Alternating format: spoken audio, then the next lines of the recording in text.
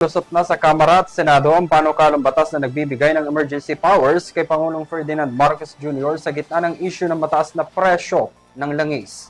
Sa pamamagitan nito, maaaring suspindihin o bawasan ni Pangulong Marcos ang excise tax sa langis na nakakadagdag pa sa mataas na presyo ng petrolyo sa kasalukuyan. Ito ang itinuturing na direktang solusyon ng pamahalaan pagdating o pagtugon sa krisis bukod pa sa iba pang uri ng cash assistance at fuel subsidies mula sa gobyerno. Narito ang kabuuan ng balita. Sa gitna ng magpapatuloy na giyera sa Middle East, inaasahang patuloy ding magtataas ang presyo ng petrolyo at langis sa merkado, krisis na nararamdaman na ngayon sa Pilipinas.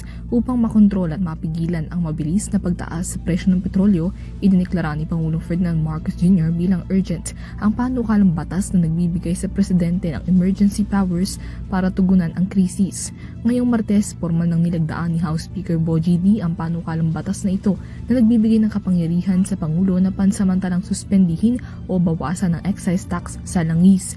Ang suspensyon ng excise tax sa langis ay isa sa mga tinitingnan paraan ng pamahalaan upang mapababa ang ngayon lagpas 100 piso kada litro ng presyo ng petrolyo.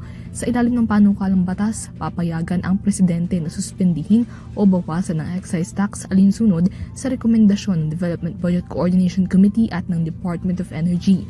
Maggamit lamang emergency powers na ito kapag ang average Dubai crude oil price base sa Mina Platts sa Singapore ay pumalo na sa $80 kada bariles sa loob ng isang buwan.